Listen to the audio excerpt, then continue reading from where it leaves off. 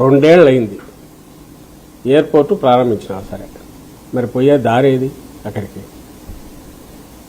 పోవడానికి దారి లేకుండా వైజాగ్ లాంటి నగరం దానికి ఉన్న దీనివల్ల మన సముద్రం పక్కనే ఉన్నందువల్ల వచ్చింది. దానివల్ల అప్రోచ్ దానికి ఫాస్ట్గా సిటీ నుంచి చేరాలంటే బాటల్ నెక్ కాకూడదు ఇమ్మీడియట్. ఇదంటే ఇలాంటిది అవసరమని గుర్తించి హోలిస్టిక్గా టోటల్గా ఆలోచించినారు. కాబట్టి జగన్మోహన్ రెడ్డి గారు తాను ఎన్డీఏలో పార్ట్ కాకపోయినా తనకున్న దీనివల్ల దాన్ని వాళ్ళు ఒప్పించి నచ్చజెప్పి ఒప్పించి తీసుకున్న ప్రాజెక్టు 6,300 కోట్ల ఒక ప్రాజెక్టు బీచ్కి సంబంధించిన 6 లేన్ రోడ్డుది మొత్తం ఎక్కడా లేదు. పోనీ ఎవరైనా గుర్తు చేయలేదా అంటే మీ అందరికి గుర్తుంటుంది. కూటమిలో భాగస్వామి ఆయన బీజేపీ శాసనసభాపక్ష నేత ఆయన ఆ మధ్య ఎప్పుడో నాకు తెలిసి ఒక 6 నెలలు సంవత్సరం అవుతుందేమో అన్నట్టు గుర్తు. నాన్న ఆ ఎయిర్పోర్ట్ అయిపోతుంది అంటున్నారు, మరి చేరడం ఎట్లా? వైజాగ్ నుంచి సిటీ నుంచి భోగాపురం చేరడానికి 2 గంటలు బట్టి ఆడ నుంచి 2 గంటలు 3 గంటలు పట్టు ఆడ నుంచి మళ్ళీ ఫ్లైట్ గంటన్నర వెయిట్ చేసి ఎక్కాం. దానికంటే వందే భారత్లో ఎక్కితే 4 గంటల్లో మేము విజయవాడ దిగుతాం. విజయవాడకు పోవాలంటే భోగాపురం పనికిరాదు, ఇదే బెటరు, వందే భారత్ బెటర్ అని తనే కామెంట్ చేశాడు. మీ పార్ట్నర్ వైఎస్ఆర్సీపీ వాళ్ళు కాదని. అప్పటికన్నా వెలగాలి కదా, నువ్వు పార్ట్నరు ఎన్డీఏలో, చక్రం తిప్పే పార్ట్నర్, స్టీరింగ్ మీ చేతిలోనే ఉంది, సెంటర్కు సివిల్కు మొత్తం మీరే గైడెన్స్ ఇస్తా అంటారు చంద్రబాబు నాయుడు గారు.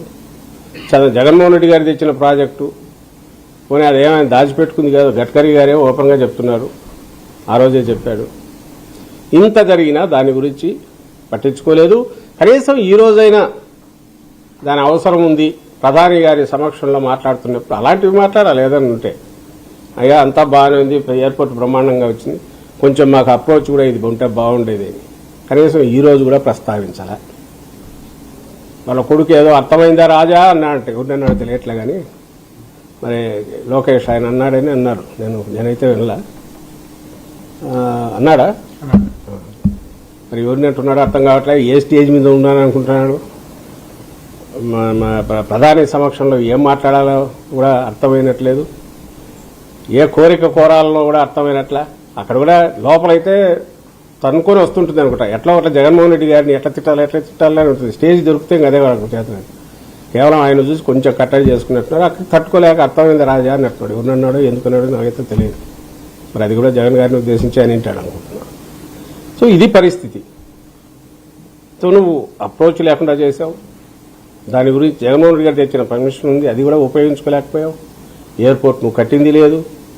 లాస్ట్లో నీకు వచ్చిన అదృష్టం ఏదైతే ఆ సంవత్సరం 2 ఏళ్ళు నువ్వు గవర్నమెంట్లోకి వచ్చావు కాబట్టి ఆ మిగిలింది పూర్తి చేసి 2 ఏళ్ళు తీసుకొని సంవత్సరంలో జగన్మోహన్ రెడ్డి గారు 20లో అన్ని నుంచి 23లో శంకుస్థాపన చేసి సంవత్సరంలో ఆయన చేసిన 30వ వంతు పైగా ఆయన చేస్తే నువ్వు 2 ఏళ్ళు తీసుకొని నీకు కోవిడ్ లేదు, ఇంకా లేదు, ఏం ప్రాబ్లం లేదు, నువ్వు చేసింది ఏంటంటే ఇప్పటికీ దాన్ని పూర్తి చేయగలిగావు.